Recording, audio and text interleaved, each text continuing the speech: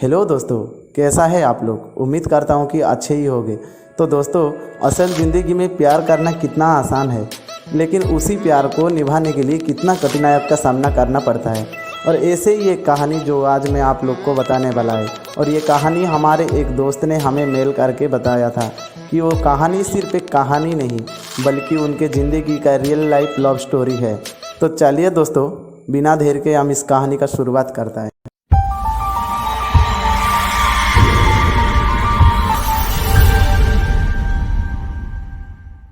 हाय, मेरा नाम कार्तिक है और मैं महाराष्ट्र के नागपुर में रहने वाला हूँ और मैं एक स्टूडेंट हूँ।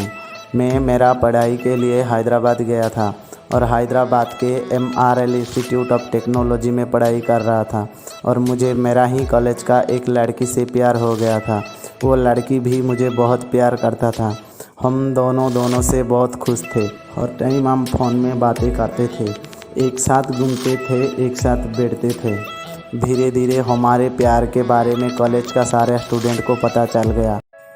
देखते देखते हमारे रिलेशन को 2 साल हो गया था और एक दिन अचानक मेरा घर से एक कॉल आया कि मेरा पापा का एक्सीडेंट हुआ है और वो अभी मेडिकल में है। उसी वक्त में कुछ सोचे बिना हैदराबाद से नागपुर के लिए निकाला।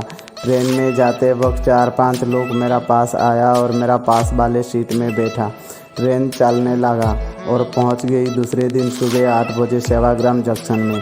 सेवाग्राम पहुंचते ही ट्रेन का डब्बा पूरा खाली हो गया था, सिर्फ मैं और वो 5 थे। फिर से ट्रेन चलने लगा। उसी वक्त उनमें से एक आदमी आकर मेरा पास बैठ गया और मेरा जेब के बारे में बहस करने लगा। तो मुझे थोड़ा शौक लगा, तो मैं उन लोगों को पूछा कि भाई साहब, मैं तो आपको जानते ही नहीं, आप मेरे बारे में इतना सब कैसे जानते हो।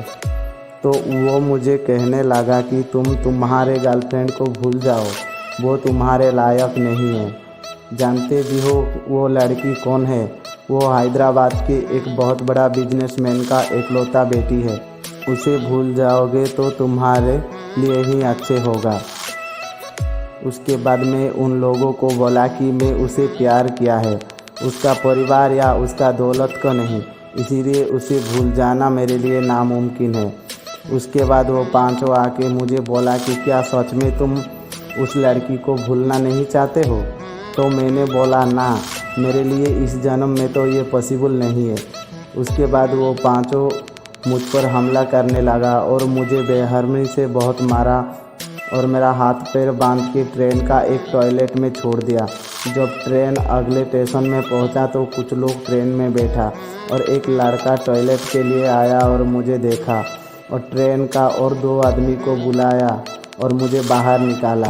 और ये सब कैसे हुआ मुझे पूछा, तो उन लोगों को मैंने सब कुछ बता दिया। तो वो लोग मुझे मेरा घर ला के छोड़ दिया। मैं घर पहुंच के मेरा जीएफ से कांटेक्ट किया तो उसका फ़ोन स्विच ऑफ आ रहा था। मैं 2-3 दिन तक उससे कांटेक्ट करता था, लेकिन उसका फ़ोन स्विच ऑफ ही आ रहा। उसके बाद में उसका एक फ्रेंड को कांटेक्ट किया था, तो उसने मुझे बोला कि उससे बात करवाएगा। मैं घर जाके 15 दिन के बाद वो एक्सीडेंट के बजाय मेरा पापा का डेथ हो गया और मैं हमेशा के लिए मेरा पापा को खो दिया। बाद में बहुत डिप्रेशन में था कि मेरे साथ ये सब क्या हो रहा है। पहले मेरा जीएफ, बाद में पापा, सब मुझे इतना दूर क्यों चले जाते हैं।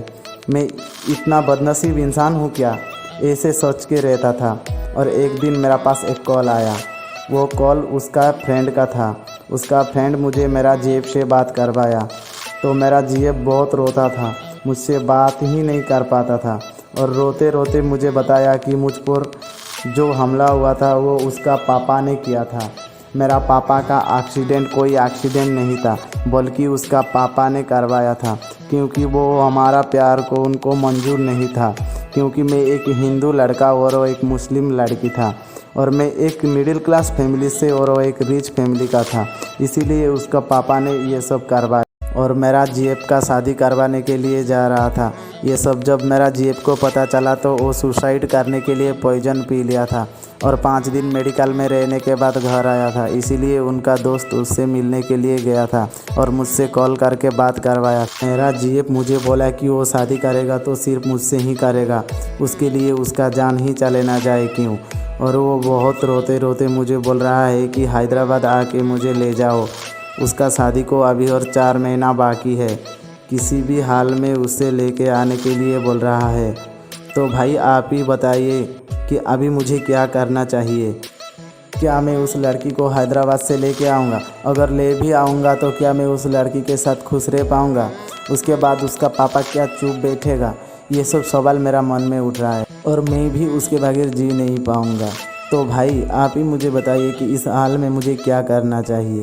प्लीज़ मुझे कुछ सोल्यूशन दे दो प्लीज़। दोस्तों ये था कार्तिक भाई के रियल लाइफ लव स्टोरी।